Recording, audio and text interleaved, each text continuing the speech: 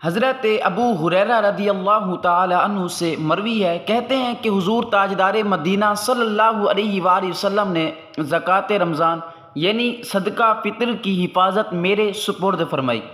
ایک آنے والا آیا اور غلہ بھرنے لگا۔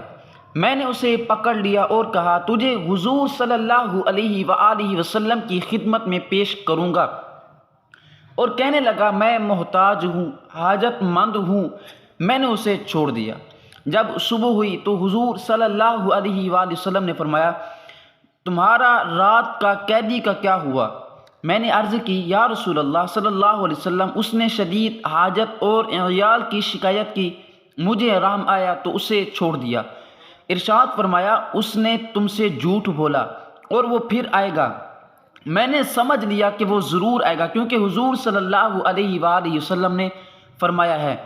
اس کے انتظار میں تھا کہ وہ آیا اور غلہ بھرنے لگا۔ میں نے اسے پکڑ لیا اور کہا، تجھے رسول اللہ صلی اللہ علیہ وسلم کی بارگاہ میں پیش کروں گا۔ اس نے کہا، مجھے چھوڑ دو، میں محتاج ہوں اور عیال دار ہوں، اب نہیں آؤں گا۔ فرماتے ہیں مجھے پھر اس پہ رحم آ گیا اور میں نے اسے چھوڑ دیا۔ جب صبح ہوئی تو حضور صلی اللہ علیہ وآلہ وسلم نے فرمایا، اے ابو ہریرہ، تمہارا قیدی کا کیا ہوا؟ میں نے عرض کی، اس نے حاجت شدیدہ اور عیال داری کی شکایت کی، مجھے پھر رحم آ گیا اور چھوڑ دیا۔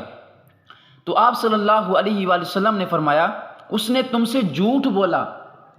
فرمایا، اس نے تم سے جھوٹ بولا ہے اور وہ پھر آئے گا۔ میں اس کے انتظار میں تھا، وہ آیا اور پھر غلہ بھرنے لگا۔ میں نے اسے پکڑ لیا اور کہا، تجھے سرکار صلی اللہ علیہ وسلم کے سامنے پیش کروں گا۔ 3 مرتبہ ہو چکا، تو ہر بار کہتا ہے نہیں آؤں گا، پھر آ جاتا ہے۔ اس نے کہا، مجھے چھوڑ دو، میں تم کو ایسے کلمات سکھاتا ہوں کہ اللہ تعالیٰ تمہیں ان سے نفع دے گا۔ جب تم سونے کے لیے جاؤ گے تو اللہ تعالیٰ تمہارے مال کی حفاظت فرمائے گا۔ آپ فرماتے ہیں، اس نے مجھے آیت الکرسی، اللہ لا الہ الا ہو الحی القیوم، آخر آیت تک اس نے کہا کہ تم پڑھ لو، اور آپ فرماتے ہیں مجھے اس نے سکھا دی۔ صبح ہوئی تو اللہ کے محبوب صلی اللہ علیہ وآلہ وسلم نے فرمایا، تمہارا قیدی کا کیا ہوا؟ میں نے عرض کی، اس نے کہا، چند کلمات تمہیں سکھاتا ہوں اور اللہ تعالیٰ تمہیں ان سے نفع دے گا۔ تو آپ فرماتے ہیں پھر میں نے اسے چھوڑ دیا۔ سرکار مدینہ صلی اللہ علیہ وآلہ وسلم نے فرمایا، یہ بات اس نے سچ کہی، ویسے وہ بڑا جھوٹا ہے، وہ بہت ہی بڑا جھوٹا ہے اور چور ہے۔ فرماتے ہیں، اس نے یہ بات سچ کہی ہے۔ کیا تمہیں معلوم ہے 3 راتوں سے تمہارا مخاطب کون ہے؟ میں نے عرض کیا کہ نہیں۔ سرکار مدینہ صلی اللہ علیہ وسلم نے فرمایا، وہ شیطان ہے۔